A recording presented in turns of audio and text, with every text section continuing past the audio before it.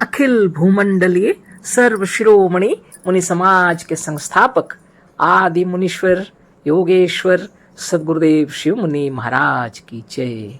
उपस्थित मुनि वृंद, साधु सज्जन वृंद, संत वृंद, साधक वृंद, आध्यात्म ज्ञान के जिज्ञासुओं और प्रेमियों, सभी श्रोता वृंद, आप सभी को मेरा कोटिशः नमन, सप्रेम जय जीव।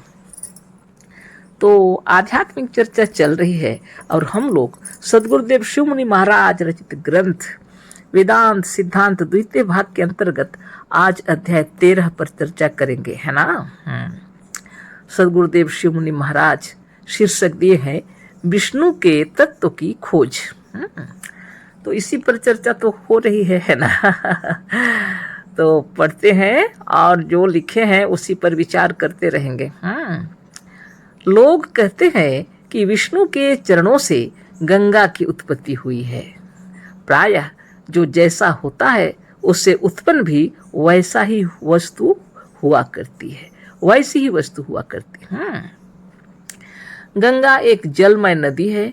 यदि उसकी उत्पत्ति विष्णु से हुई है तो विष्णु को भी जलमय होना चाहिए। अतः गंगा की उत्पत्ति से भी विष्णु जल तत्व के स्वामी सिद्ध होते हैं, है ना। सदगुरुदेव शिव मुनि महाराज की जय। सदगुरुदेव कह रहे हैं विष्णु के तत्व की खोज के विषय में बता रहे हैं।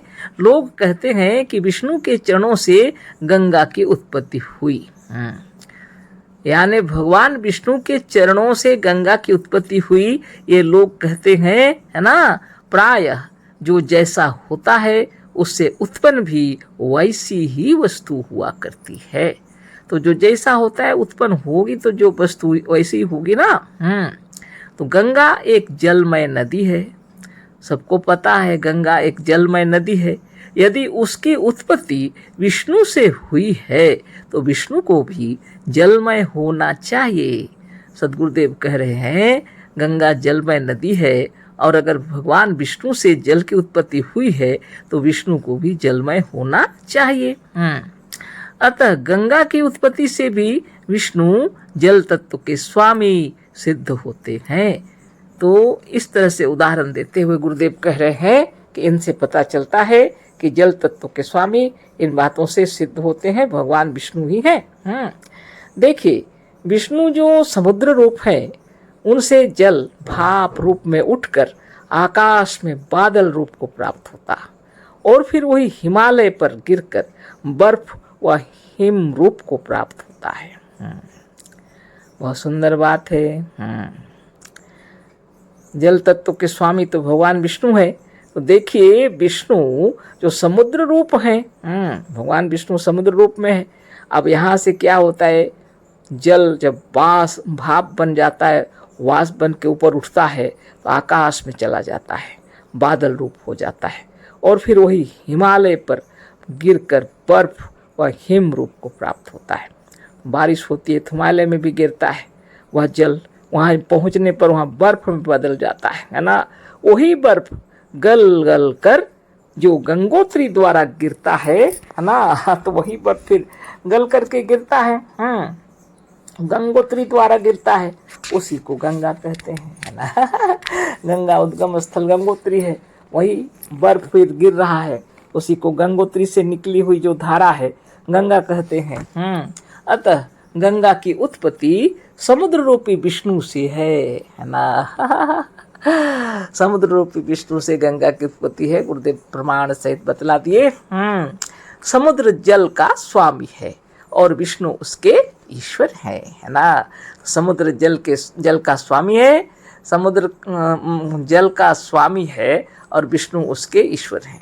तो जल का स्वामी तो अगाध समुद्र ही हुआ ना, और उसके ईश्वर कौन है, भगवान विष्णु, है ना। यानी पूरे जल जितने हैं जल के स्वामी हुए भगवान विष्णु ईश्वर हुए, जल के ईश्वर हुए भगवान विष्णु। विष्णु के मत्स्य, कच्छ और वराह इत्यादि जो अवतार हैं वे भी विशेष करके जल से संबंध रखते हैं। बहुत सुंदर बता रहे हैं गुरुदेव, कह रहे हैं कि विष्णु के संबंध में कहा जाता है उनके अवतार को मत्स्य अवतार, कछुए का अवतार, वराह अवतार इत्यादि जो दिया जाता है, यह भी जल से संबंध रखते हैं, है ना। मछली तो समुद्र में रहती ही है, इसमें तो कुछ संदेह ही नहीं, सबको पता है मछली तो जल में ही रहती है, समुद्र में रहती है, पानी में कहीं भी हो पानी में रहती है, सबको पता है। कछुए का भी अवतार भगवान ने समुद्र में ही लिया था। तो कछुए का अवतार भी दिए, जब भगवान लिए हैं तो समुद्र में लिए हैं कह रहे। आप कहेंगे कि वराह का समुद्र के साथ कैसा संबंध? आप यह कह सकते हैं कि भाई वराह का संबंध समुद्र के साथ कैसा? क्या आप नहीं जानते वराह अवतार भी समुद्र में ही प्रवेश करने के लिए हुआ था, और भगवान का धन्वंतरी अवतार भी समुद्र से ही निकला था।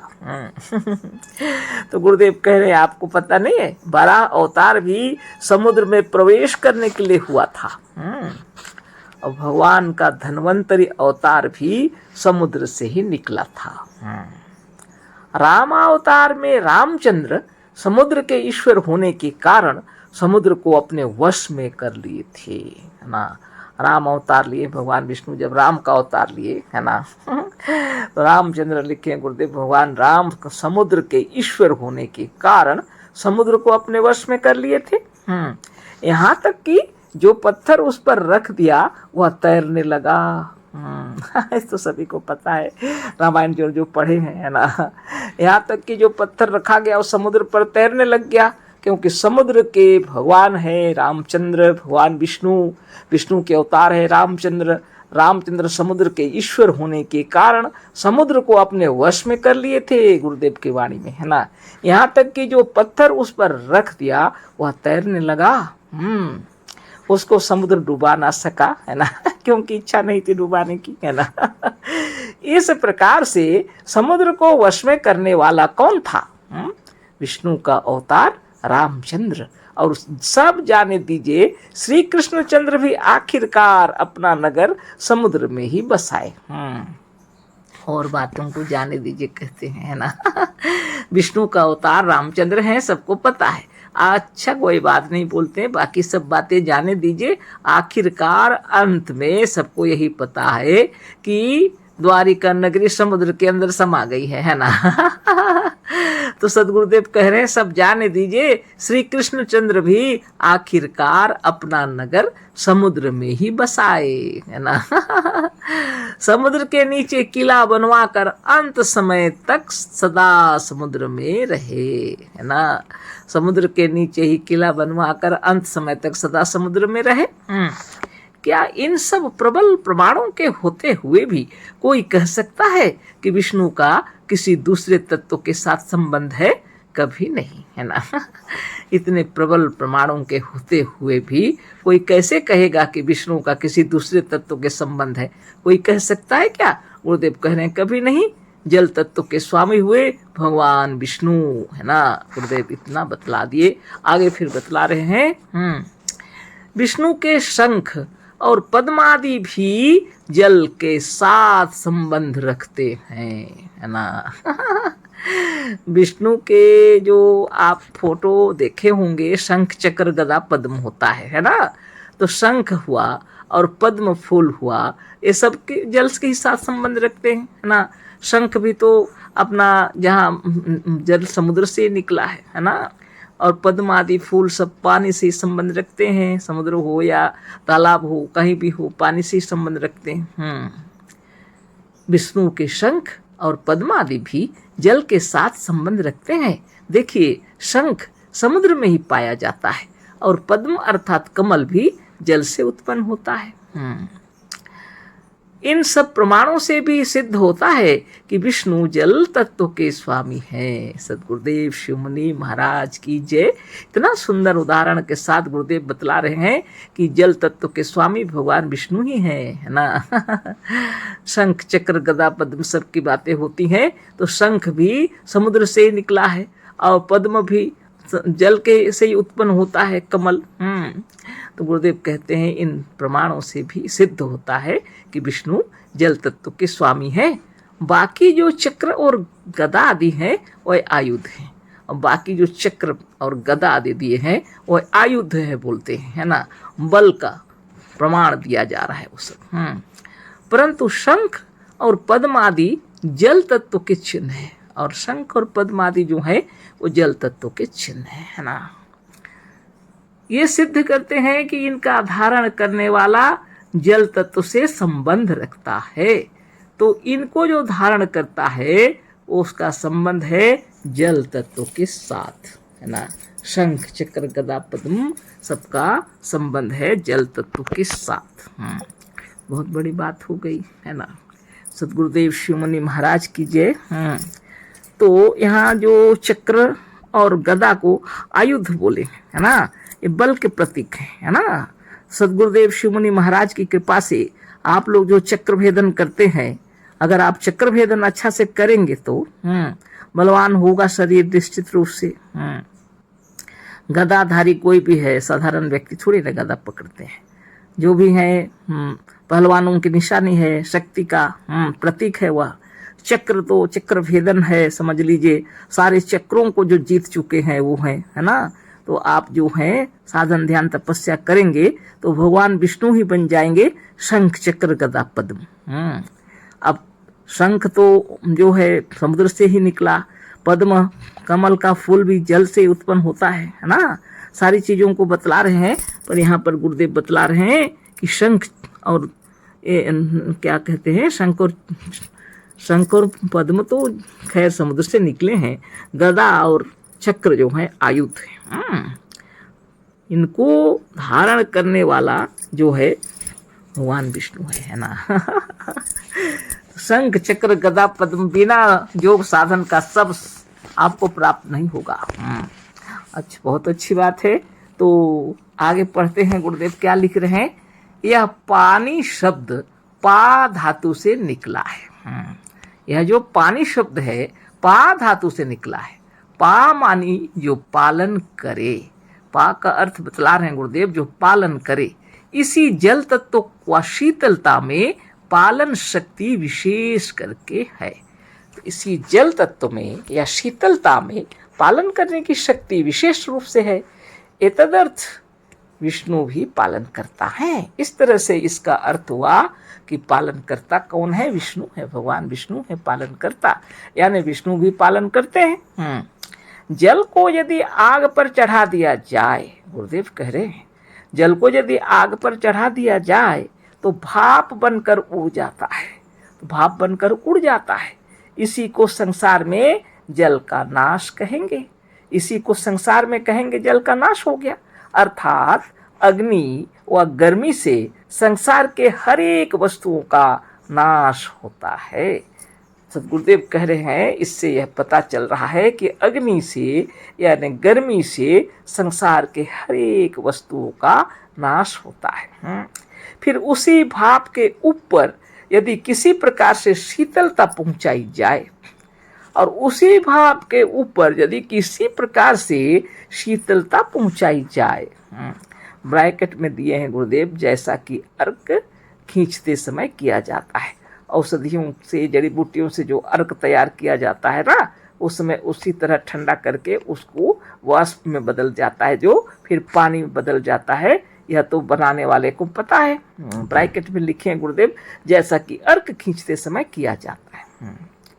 साधारणतः खाना उना बनाते समय ढक्कन लगा देने पर भी जब ढक्कन के ऊपर वाष्प जमा हो जाता है, ठंडे होने पर तो पानी के बूंदों में गिर पड़ता है ना।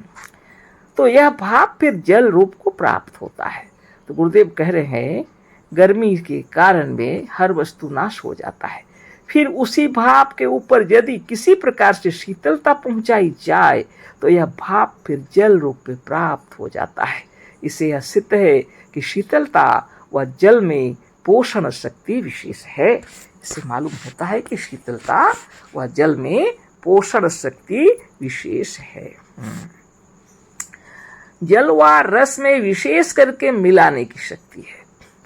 जल में हो, रस में हो, विशेष प्रकार के मिलाने की शक्ति है। और अग्नि व निरस्ता में अलग करने की, और अग्नि और निरस्ता में अलग करने की है। जल व शीतलता से प्रेम उत्पन्न होता है। वह यूं कहिए कि जहाँ मेल व प्रेम होता है वहाँ शीतलता व जल अवश्य होता है। ना। तो बहुत बड़ी बात है, जहाँ प्रेम हो वहाँ शीतलता निश्चित रूप से है। सभी को पता है, वाणी में, वचन में, व्यवहार में, सब में माधुर्य उत्पन्न हो जाता है ना।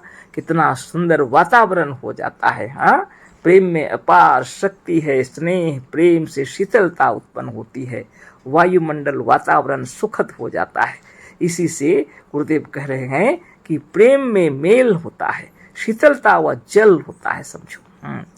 और ब्रैकेट में लिखे हैं, इसी से प्रहलाद अग्नि में नहीं जले थे, क्योंकि राम प्रेम के कारण उनमें शीतलता विशेष थी। उनके शरीर में इतनी शीतलता थी कि उनके संयोग से अग्नि भी शीतल हो गया। उसमें उन्होंने यह कहा था कि पश्यतात मम गात्र संगमात पात्र कोपी सलिलायते अयुधाना, अयु अधुना लिखा है। फिर से पढ़ते हैं, पश्यतात मम गात्र संगमात पात्र कोपी सलिलायते अधुना, है ना। एक तो प्रेम में स्वयं शीतलता है, दूसरे जल तत्वमय विष्णु का ध्यान करने से उनमें इतनी शीतलता आ गई थी कि अग्नि क्या, उस समय यदि प्रचंड बड़वानल या प्रलयाग्नि भी आती तो उनके संयोग से शीतल हो जाती। प्रेमी स्वयं शीतल होता है, अतः जो उसके पास आता है वह भी शीतल हो जाता है ना। तो समय ज्यादा हो गया बोलते बोलते, अगले फिर कल चर्चा करेंगे। भगवान विष्णु की महिमा आपको पता चल गई, हमें भी यह पालन करता है और जल के स्वामी है ना। सद्गुरुदेव शिवमुनि महाराज की जय। अशेष धन्यवाद, कोटिशः नमन, सब प्रेम, जय जीव।